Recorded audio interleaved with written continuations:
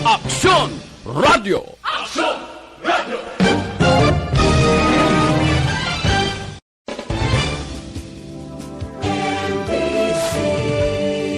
Manila Broadcasting Company. Sa balita, komentaryo, isyu, serbisyo publiko. Aksyon Radio! Sa Bacolod, Aksyon Radio! Aksyon Radio!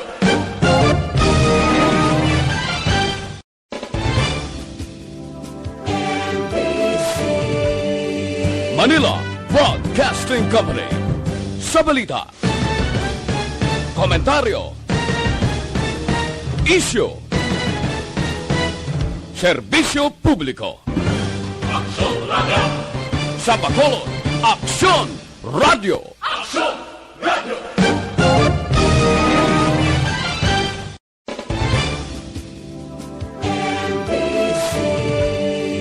Manila Broadcasting Company. Sa balita, komentaryo, isyu, serbisyo publiko. Aksyon Radio! Aksyon Radio Philippine Standard Time, las 6:37.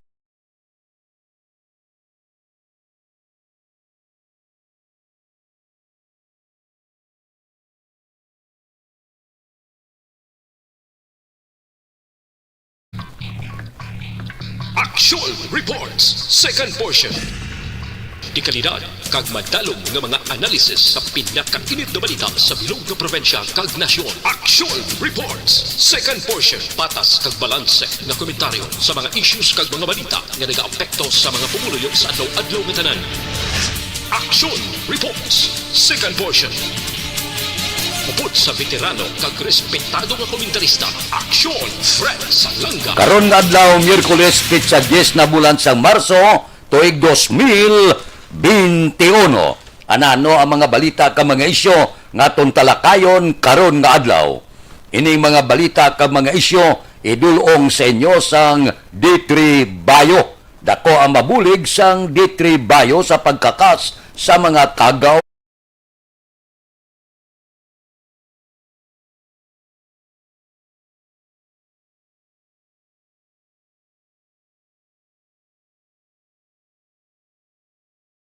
ang mga isyu lokal kadamo. Ang isyu lokal diri sa Bacolod, unahon ta, ining bakunahay. Kahapon, si Congressman Greg Gasataya nagsiling, nagahulat siya sa schedule gikan sa Kongreso angot sa pagpabakuna kontra COVID-19. Ready man kuno si Congressman Greg Gasataya nga magpabakuna para sa safety sang tanan. Suno kay Congressman Greg Gasataya, ang Kongreso may ginanegosiyar nga kompanya sa pagbakal sa bakuna para sa mga empleyado sa Kongreso pero wala pa may balaan kung ano nga branch sang bakuna. Pero suno sa kongresista, wala inisang pili sa branch sang COVID-19 vaccine bangod ang intensyon sang Kongreso amo nga maproteksyonan ang mga empleyado. Maayo man ini bisan paano makita bla labi na gid kon ang isa ka leader sa isa ka probinsya, isa ka banwa kag isa ka syudad nga magpabakuna makahatag ini sa kumpiyansa sa pumuluyo labi na gid dire sa syudad sang Bacolod, no? Mayo ini ihimplo bla nga makita ikaw labi na gid kon ginapakita sa publiko nga ang isa ka kongresista nagapabakuna dako ini nga ganyak sa pumuluyo sang Bacolod nga magpabakuna. Para kung ako'y ang pamangkuton, magpabakuna, abi, ang tanan-tanan sa Bacolod, ang resulta sini, ginproteksyonan mong lawas mo, ginproteksyonan mong pamilya mo, ginproteksyonan mo ang bilog na syudad sang Bacolod. Aksyon Radio Philippine Standard Time, las 6:40.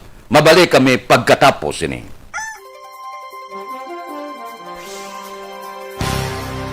Bakit kailangang magpabakuna? Bakit nga ba vaccination? Ang pandemyang ito ay kumuha ng maraming buhay at patuloy pa nitong nilalagay sa peligro ang buhay ng nakakarami.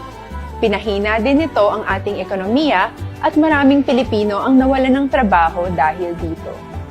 Sa pagkatuklas ng bakuna laban sa COVID-19, nagkaroon tayo ng oportunidad na malabanan ang pandemyang ito. Sa tulong ng mga bakuna, ay may iwasan natin ang sintomas ng impeksyon at posibleng maiwasan din ang malalang impeksyon at matigilan ang pagkalat nito. Gayunpaman, gaya ng iba pang mga bakunang ginagamit sa nagdaang dekada, ang abilidad nitong protektahan ang ating komunidad ay tataas lamang kung hindi bababa sa 70% ng ating populasyon ay bakunado.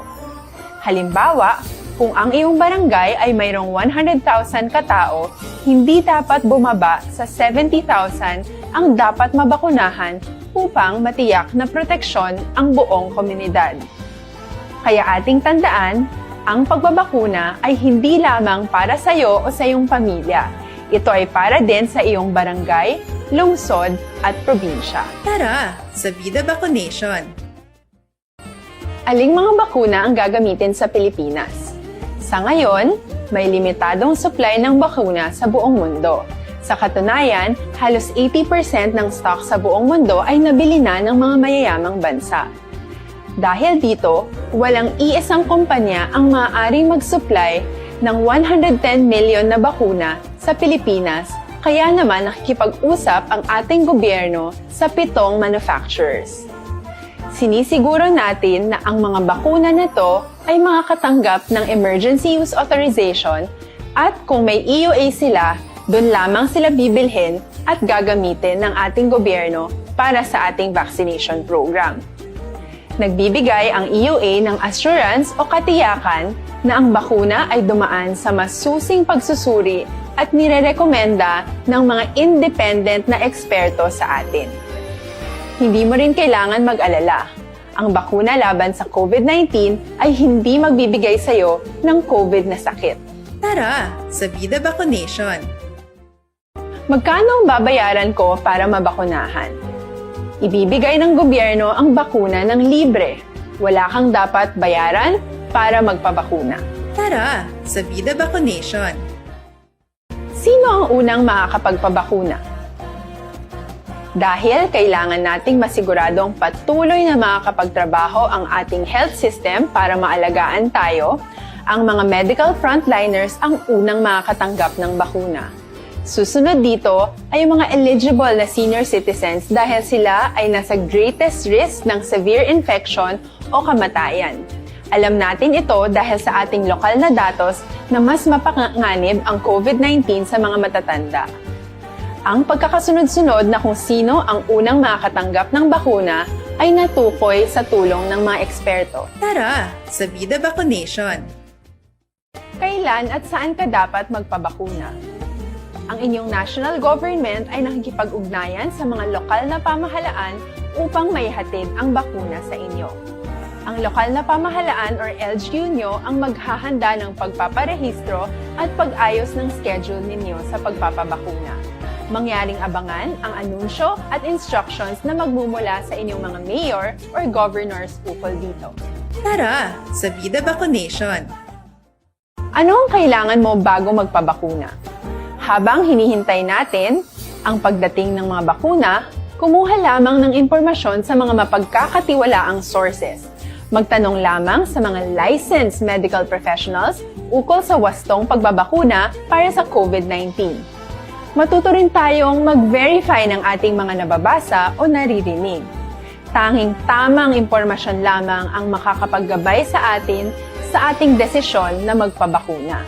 Ang inyong health history ay mahalaga din sa pagtukoy kung dapat ka bang bakunahan o hindi, kung anong bakuna o angkop sa iyo. Kaya naman, importanteng seryosohin natin ang health screening na ito. Magpakita sa araw ng inyong screening at ideklara ang inyong complete health history, gaya ng allergies o mga risk factors o mga sakit noon. Masusuri ka lamang ng tama ng isang health professional kung ibibigay mo ang mga hinihiling na impormasyon. Kung hindi ka naman sumailalim sa screening, hindi ka maaaring i-book o i-schedule para sa pagpapabakuna. Tara sa Vida Vaccination. Ano ang kailangang gawin sa araw ng pagbabakuna? Yung Philippine Standard Time, las 6:45 na. O, ano pang ginahulat nyo? DTX 500 gamit.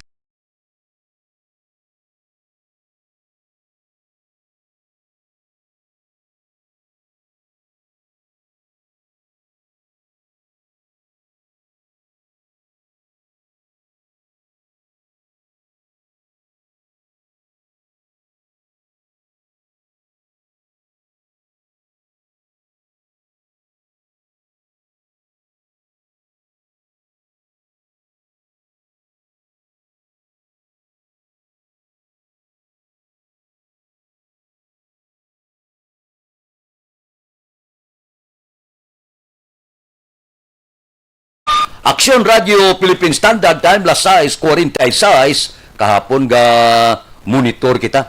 Sining mando ehekutibo ni Mayor Bing Leonardia, ining Executive Order Number 13, Series of 2020 na o 21. Ano ini siya? Ang pagtukod sang Bacolod City Animal Welfare Task Force. Ang task force, ang pamunuan mismo ni Mayor Leonardia, ang co-chairman sini si Vice Mayor Elcid Pamilyaran, ang Vice Chair sa Bacolod City Veterinarian, mga membro task force sa Bacolod City Police, City Legal nga opisina, City Health nga opisina, City Engineers nga opisina, Public Information nga opisina, kag Volunteer Animal Welfare Groups kaangay sang Back Project PH kag Passion Project PH. Magasilbi naman nga sectoral concern office ang City Mayor nga opisina bilang Secretariat sang Task Force. Maayo man kay siling ni pamilyaran lakip sa mga concern amo ang pag-edukar sa publiko nga mangin responsable sa pagtatap sang kasapatan.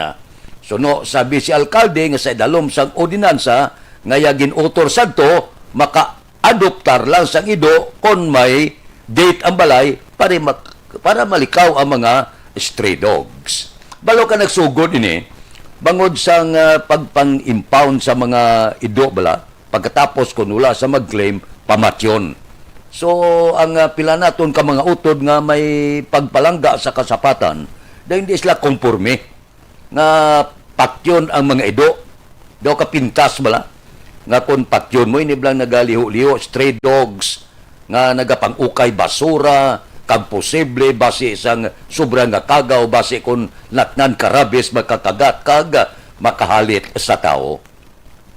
Ang akon ang ido kung magsagod ka kinanglan may ara kaduna nga pagpalangga sa sapat. Kag hindi kaya magagadsagod sang ido kung wala ka sang ipakaon. Pagkatapos saguron mo, pabayaan mo nga magliho-liho sa dalan, mangukay basura para makakaon. Ang pagpalangga sa ido, ula gig question. Ugaling amo lang ina, nga kinanglan, responsable ka nga tag-iya sang ido. Responsable ka nga makasarang ka magpakaon, hindi mo pagpabayaan ng ido mo, hindi mo siya pagwaon sa gate mo. Galing kung kaysa, hindi mapunggan. Ang ido, kumo ido, kumitsansya magwagid. Amo na yung ido, luyag man nga lambiyong mo ang mga ido. So, ang punto na tundre, nga dapat may ara edukasyon. Ang tagsa kapanimalay nga may ara ginasagod nga ido. Kabudlay man nga magagag ka sagod sa sapat nga wala kay pakaon. Amo na blang iban na maluyagon magsagod sa ido pero ginapagutman. Eksperyensya na nako na Kadamo sa mga ido nga nagsayos balay nga ginasagod, ginapakaon, sa ulhi ginamo lang ido mo, kaya ang iban nga ido nga nagalayaw da, nga wala ginapakaon, kung pakanon mo balik-balik sa balay mo, maluoy ka, saguron mo naman lang. Kag pakanon, sos pila ka ido das balay ang ginasagod nga hindi manimo. Iduos balay kadamo mo. Di masayo da kung kakao ng ido mo sa portahan sa gate mo galantaw nga kakao ng ido nga lang sa gwa maluoy ka pasudlon mo pakanon mo adlaw-adlaw gabalik na da. Pitik sintas ina nga mga ido wala naman gina-claim sa tag-iya gadugang sa laguron mo gadugang pala kanon mo. Amo na lang inasiling ko na dapat kung magsagod sapat may responsable ka, makasarang ka, nga magpakaon sa sapat, kaya maluoy ka man mo. Nga pabayaan mong ido na nga gaputing kalimutaw ya, nga hindi mo pagpakanon, ti kung magsagod ka sapat kinanglan, siguroon mo nga may ipakaon ka. May ara na yung ginabaklan, bugan isla, bugas, kaya mo. Nga para kaunon. Tiya mula na nga hindi nyo man pagpabayaan na hindi man mag-abusar ang ido, hindi man hagadibot na sa ugsaran sa iban, kag base kon makahalit pa. So, ang leksyon dire, palanggaon ng ido, sapat, kay sapat, dapat palanggaon, pero kung magsagod ka sang sapat, dapat nga responsable ka, nga klase sang amo sang sapat mo. Hindi kagad sagod sang ido, nga hindi ka kapakaon, kag pabayaan mo nga magliho-liho.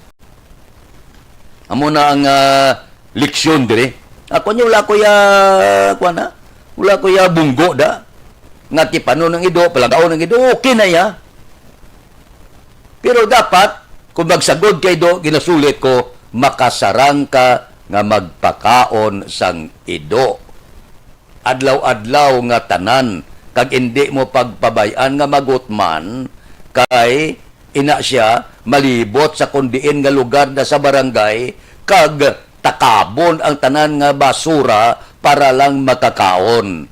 Tiyan mo na ko nga gaugtas ang iban, galaptang basura, galaptang higko, kay ang ido ginapabayan, ginapagutman. So sagod ka ido, okay.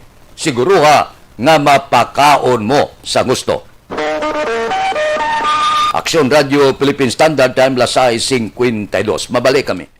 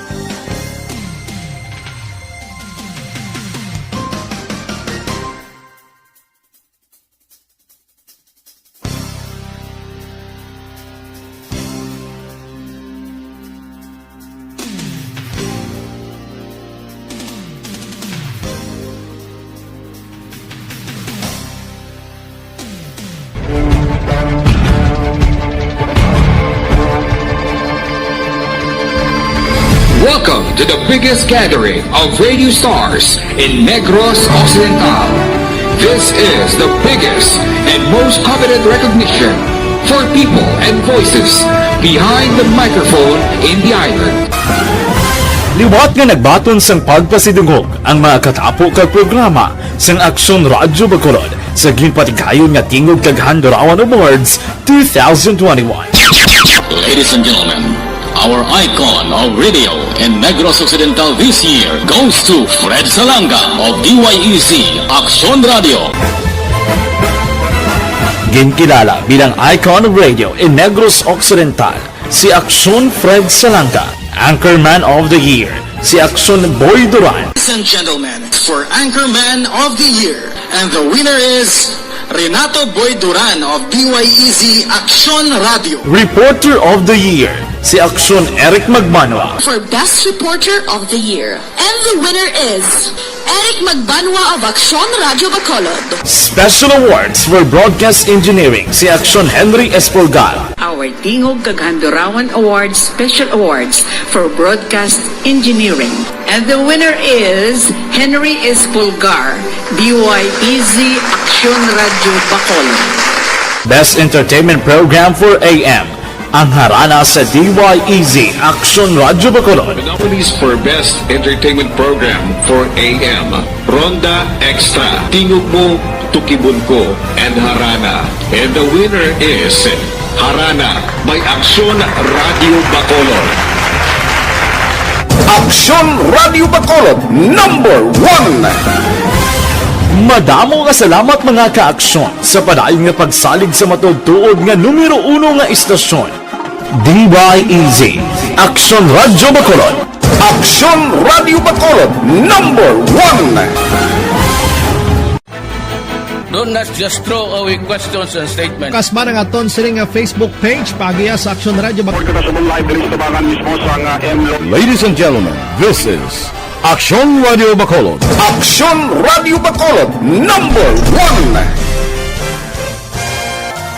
Nagpanguna ang Action Radio Bacolod sa pinakaulihing nga survey sang Nielsen nga kakuha sang commanding radio station share para sa fourth quarter sang tuig 2020. Kami nagapasalamat sa aton mga kaaksyon sa padayon nga pagsalig kag pagsuporta. DYEZ Action Radio Bacolod number 1 with 40.10% radio station share. Number 2, Bombo Radio, 38.70%. Number 3, RMN Bacolod, 14.50%. Action Radio Bacolod, number 1. During this crisis, the result of the survey proves that Action Radio Bacolod serves the public best and will continue to give you the best broadcasting activities. Madamo nga salamat mga ka-aksyon for making us number 1. Action Radio Bacolod number 1. Don't just throw away questions and statements. Kasma ng aton siring nga Facebook page pagiya sa Action Radio Bacolod. Ladies and gentlemen, this is Action Radio Bacolod. Action Radio Bacolod number 1. Nagpanguna ang Action Radio Bacolod sa pinakaulihing nga survey sang Nielsen nga kakuha sang commanding radio station share para sa fourth quarter sang tuig 2020. Kami nagapasalamat sa aton mga kaaksyon sa padayon nga pagsalig kag pagsuporta. DYEZ Action Radio Bacolod number 1 with 40.10% radio station share. Number 2, Bombo Radio, 38.70%. Number 3, RMN Bacolod, 14.50%. Action Radio Bacolod number 1. During this crisis, the result of the survey proves that Action Radio Bacolod serves the public best and will continue to give you the best broadcasting activities. Madamo nga salamat mga ka-aksyon for making us number 1. Action Radio Bacolod number 1. Don't just throw away questions and statements. Kasma ng aton siring nga Facebook page pagiya sa Action Radio Bacolod. Philippine Standard Time las 6:58 na ang Federal Blending Corporation kag Metropolitan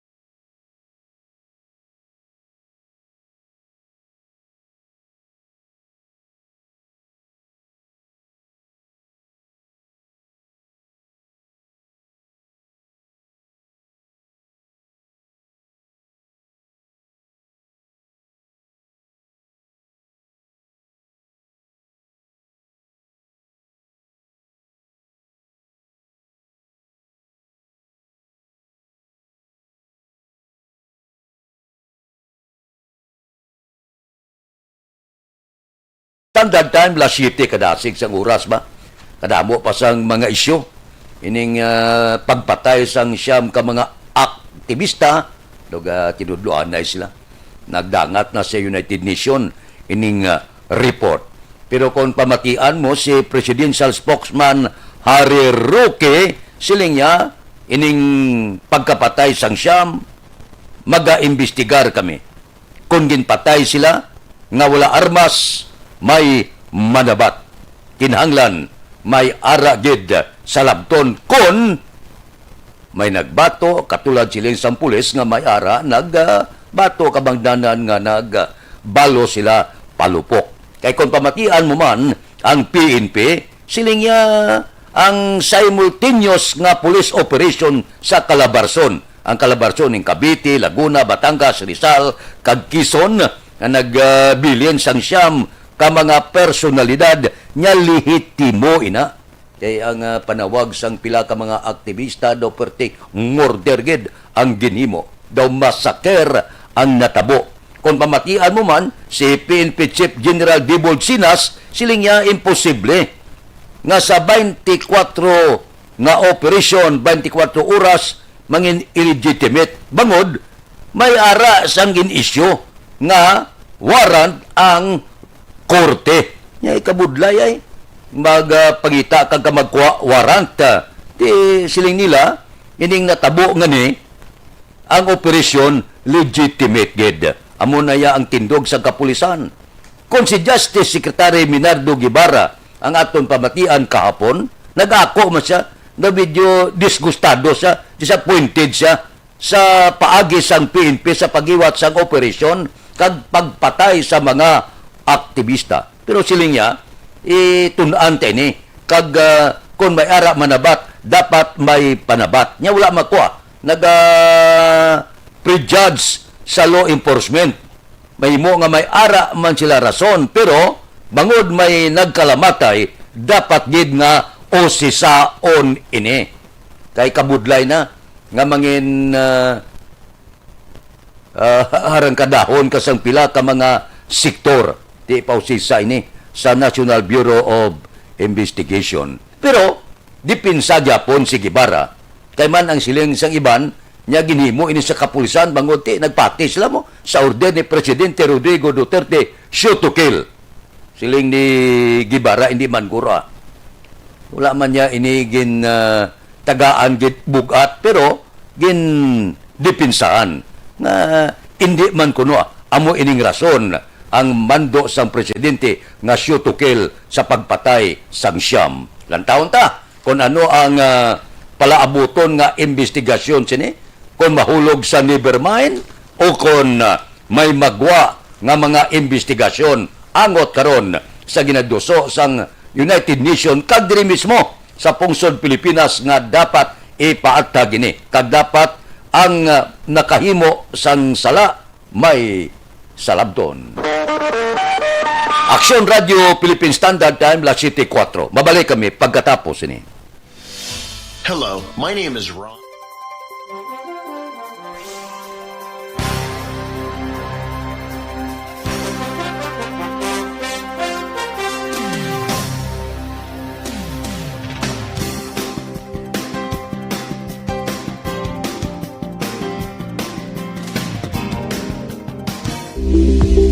Ito ka mga importante nga mapamagi agud mapungga ng paglaptas ng Coronavirus Disease 2019 o kung COVID-19 sunod sa World Health Organization o kung WHO. Una, ugalion na masami nga pagpanghugas ang kamot agud mapasigurong katinlo sa kaugalingon. Ikadua, likawan man ang masami nga pag-uyat sa ilong kamot kag baba. Ikatatlo, tabunan sang tisyo kung kamot ang baba kung ginaubo. Ikaapat, likawan ang pagpadulong sa mga lugar nga masami ginatipunan sang publiko. Ikalima, magtiner sa puluyan kung hindi mayong kondisyon sang lawas, ilabi na kung nagabatyag sang hilanat kag ubo. Ikaanom, kung nag-eksperyensya sa hilanat ubo o kung kabudlayan sa pagginawa. Kilayon nga magpakonsulta o kung magpangayo sang panugyan gikan sa isa ka doktor. Ikapito, tingwaan nga mangin updated sa balita kag mga informasyon angot sa COVID-19. Ining apahanumdom ang ginatulong sa inyo sa kalwan sang World Health Organization, Department of Health, kag Aksyon Radio Bacolod.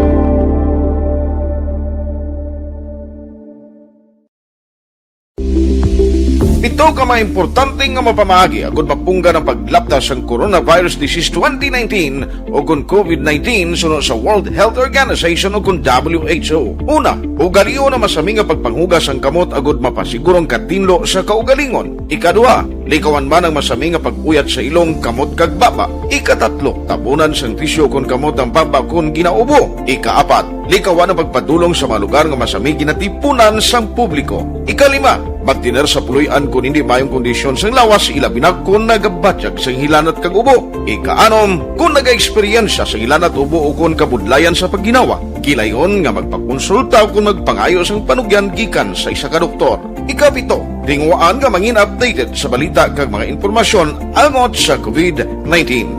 Ining apahanumdom ang ginatulong sa inyo sa kalwan sang World Health Organization, Department of Health kag Aksyon Radio Bacolod. Bakit kailangang magpabakuna? Bakit nga ba vaccination? Ang pandemyang ito ay kumuha ng maraming buhay at patuloy pa nitong nilalagay sa peligro ang buhay ng nakakarami. Pinahina din nito ang ating ekonomiya at maraming Pilipino ang nawalan ng trabaho dahil dito. Sa pagkatuklas ng bakuna laban sa COVID-19, nagkaroon tayo ng oportunidad na malabanan ang pandemyang ito. Sa tulong ng mga bakuna, ay may iwasan natin ang sintomas ng impeksyon at posibleng maiwasan din ang malalang impeksyon at matigilan ang pagkalat nito. Gayunpaman, gaya ng iba pang mga bakunang ginagamit sa nagdaang dekada, ang abilidad nitong protektahan ang ating komunidad ay tataas lamang kung hindi bababa sa 70% ng ating populasyon ay bakunado.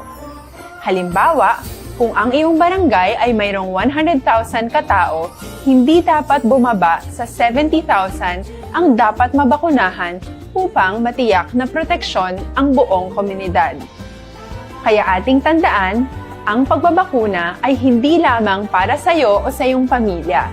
Ito ay para din sa iyong barangay, lungsod at probinsya. Tara, sa Vida Vaccination!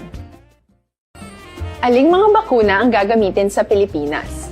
Sa ngayon, Radio Philippine Standard Time, la City 8 oy Habona, Santon Plus Erbanga.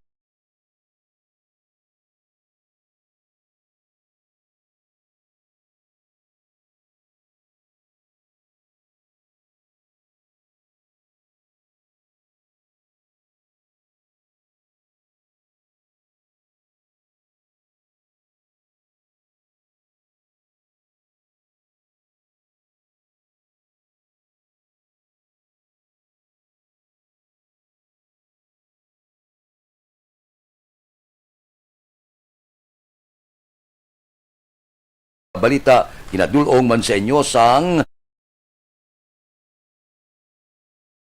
sa aton Aksyon Balitang Bayan numero 1 o kon Aksyon Balita Morning Edition. Liwat magadulong sa aton sa mga balita lokal, national, international, sports kag artista. Upod kita kay Aksyon Boy Duran kag Aksyon Dorel Cabato. Aksyon Fred Salanga, una sa balita, una sa aksyon sa Bacolod, Aksyon Radio.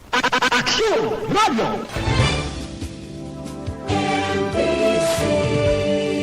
Manila Broadcasting Company. Sa balita, komentaryo, isyu, serbisyo publiko.